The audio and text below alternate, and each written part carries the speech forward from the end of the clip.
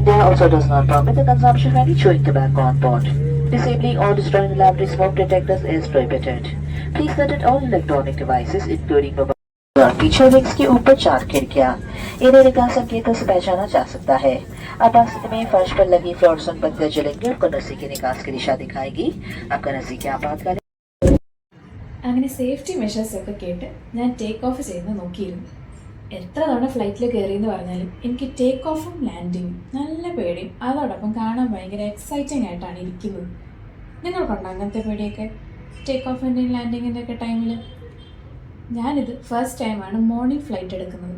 അതുകൊണ്ട് നല്ല പോലെ ഇതൊക്കെ ഒന്ന് കാണാനും ആസ്വദിക്കാനും പറ്റും.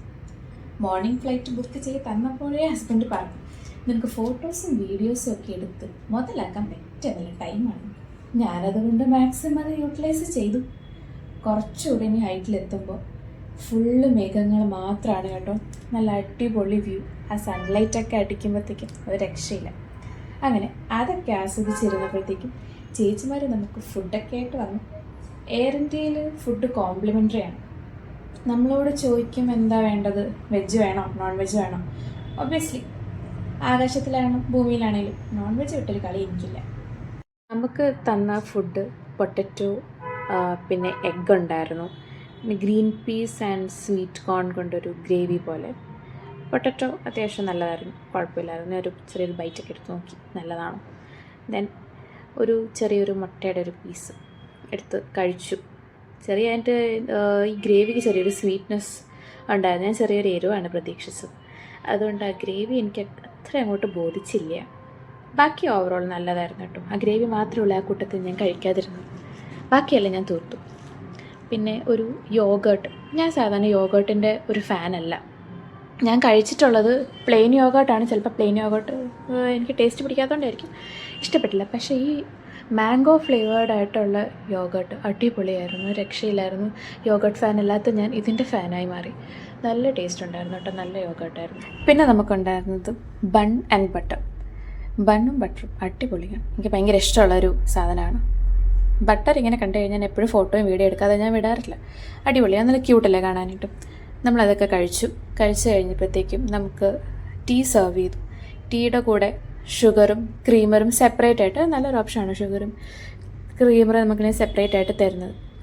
അത് ഞാനൊരു ആംഗിളൊക്കെ വെച്ച് സെറ്റ് ചെയ്ത് എന്നാൽ അവിടെ ഇരുന്ന് അങ്ങനെ ഷൂട്ട് ചെയ്യാമല്ലോ എന്ന് വിചാരിച്ചപ്പോഴത്തേക്കും അത് അവിടെ നിന്ന് വീണു. ഞാൻ പിന്നെ അത് നേരെ എടുത്ത് ഫ്രണ്ടിലേക്ക് വെച്ചു. ആ ക്രീമർ ഒന്ന് പൊട്ടിക്കാൻ പെട്ട പാട് എനിക്ക് മാത്രമേ അറിയുള്ളൂ. സൈഡിലുള്ള ആരുടെയും ദേഹത്ത് വീഴാൻ പാടില്ല എന്ന് വിചാരിച്ചാണ് പൊട്ടിച്ചത്. അവസാനം അത് എൻ്റെ ദേഹത്ത് തന്നെ വീണു. ഭയങ്കര ടൈറ്റായിരുന്നു എൻ്റെ പാക്കിങ്. പൊട്ടിച്ച് കയ്യിലെല്ലാം ആയി. അതാണ് എൻ്റെ കയ്യിലൊക്കെ ഇരിക്കുന്നത്. അതെല്ലാം കലക്കി കുടിച്ച് വെളിയിലോട്ട് മലയും കുന്നൊക്കെ കണ്ട് വീഡിയോ എടുക്കാൻ തുടങ്ങിയതാണ് കേട്ടോ. ആക്ച്വലി നല്ല വ്യൂ ആയിരുന്നു അവിടെ നിന്ന്. നല്ല രസമുണ്ടായിരുന്നു കാണാനായിട്ട്. കുറേയൊക്കെ അങ്ങനെ നോക്കിയിരുന്നു. കുറച്ച് കഴിഞ്ഞപ്പോഴത്തേക്കും പതുക്കെ ഉറക്കം വരാൻ തുടങ്ങി. ഇടയ്ക്കൊന്ന് മയങ്ങി, പിന്നെ ഇടയ്ക്ക് ഷൂട്ട് ചെയ്തു. അങ്ങനെയൊക്കെ നോക്കിയിരുന്നു. നമ്മളെങ്ങോട്ടാണ് പോകുന്നതെന്ന് പറഞ്ഞില്ലല്ലോ. നമ്മൾ കൊച്ചി ടു മുംബൈയാണ് പോണതിപ്പം. ഇടയ്ക്ക് ബിൽഡിംഗ് ഒക്കെ കണ്ടപ്പോഴാണ് ഞാൻ ഓർത്തത് എങ്ങോട്ടാണ് പോകുന്നത് എന്നൊന്നും പറഞ്ഞില്ലല്ലോ. ആദ്യം പറയേണ്ട കാര്യമായിരുന്നു, അവസാനമായിപ്പോയി. അല്ലെങ്കിലും ആദ്യം പറയേണ്ട കാര്യങ്ങളൊക്കെ അവസാനമേ പറയാറുള്ളൂ. ശീലമായിപ്പോയി, സാരില്ല പോട്ടെ. ഇതിനു മുന്നേ നൈറ്റ് ഫ്ലൈറ്റിനായിരുന്നു ഞാൻ ട്രാവൽ ചെയ്തത്. ആ സമയത്ത് ഭയങ്കര ടർബുലൻസ്. ഫ്ലൈറ്റിലാണ് 2 കുഞ്ഞു കുട്ടികളും ഉണ്ടായിരുന്നു. ടർബുലൻസൊക്കെ ആയി ഭയങ്കര ഷേക്കിങ്ങും കാര്യങ്ങളൊക്കെ ആയപ്പോഴത്തേക്കും പിള്ളേർ പേടിച്ചിട്ടായിരിക്കണം ഭയങ്കര കരച്ചിൽ. അതുകൊണ്ട് ആ പേടിയോട് കൂടിയാണ് ഞാൻ ഈ ഫ്ലൈറ്റിൽ ഞാൻ കയറിയത്. ഞാൻ വിചാരിച്ചു അതുപോലെ എന്തെങ്കിലുമൊക്കെ നടക്കുമായിരിക്കും. ഭാഗ്യത്തിന് കുഴപ്പമൊന്നുമില്ലായിരുന്നു, നല്ല ഫ്ലൈറ്റായിരുന്നു. കാരണവന്മാർ ചെയ്ത പുണ്യം സേഫായിട്ട് ലാൻഡ് ചെയ്തു.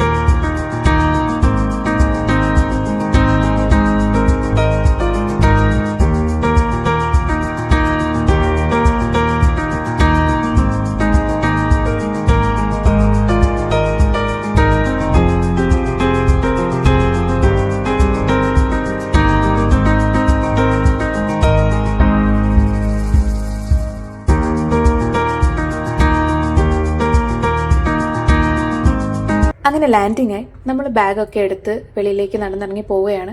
ഇവിടുന്ന് കുറച്ച് ഏറെ നടക്കാനായിട്ടുണ്ട് വെളിയിലോട്ട്.